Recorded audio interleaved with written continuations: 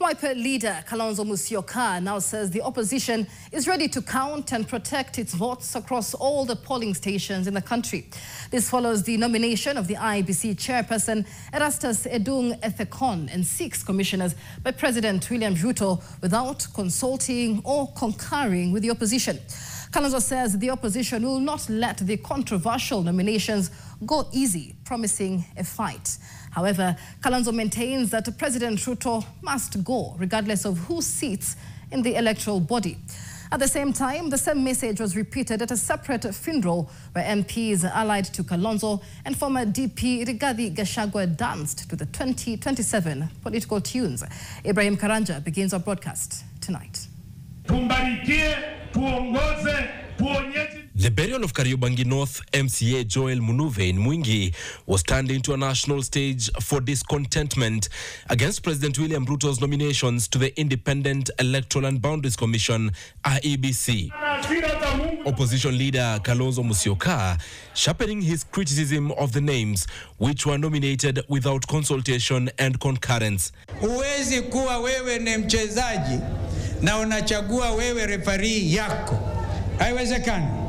Kalonzo challenged the legitimacy of the nominees, asserting that the process was partisan, thus warning that the opposition would not accept an electoral body handpicked by the president. Sisi tuko tayari. Hata Ruto mwenyewe akijifanya ndiye chairman wa IEBC, Ruto must go. He alluded to a letter he sent to both President Ruto and ODM leader Raila Odinga seeking dialogue on the IEBC appointments, which has received no response. Mimi nilimwandikia barua William Ruto, hajajibu. Nilimwandikia Raila Odinga, sijapata majibu. We are not going to allow this thing to go easy. The Wiper leader, who is perceived as a potential and the biggest challenger to President Ruto in the 2027 polls, is cautioning that the opposition would demand a thorough accounting of the 2027 election results and would not let the matter rest easy. Tutachaguana katika kila polling station, 20,000 polling stations in this country, na tutatangaza mara moja. We will not need your IEBC. Wakenya wataamua wao wenyewe. You have violated the principle of concurrence and consultation that underlay the Bomas process. We want to tell you we are ready for you nonetheless. At a separate burial still within the Ukambani region, the rejection of the IEBC talk was still loud. Sahi imetengenezwa IEBC isipokuwa ni ngushi. Wakianza kuandikisha chukua kura, tutapiga kura nyingi waibe ikose kuibika.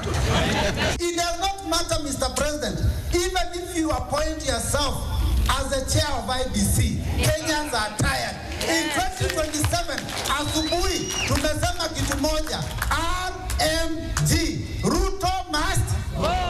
Bomet East Member of Parliament Richard Yegon also found himself in trouble after his statement that President Ruto would rule for 10 years. President Ruto is going to be there for the next 10 years.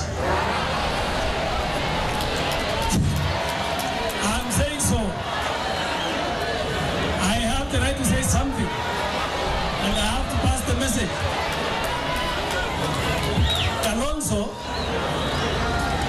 Kalonzo has been missing the target for a long time.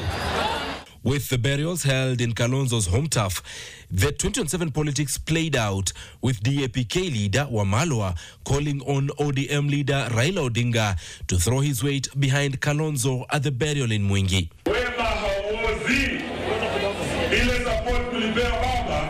I'm sure haitapotea. Siku inafika tutauliza baba arudishe mkono. Ibrahim Karanja, NTV. Pastor Julius, Mama.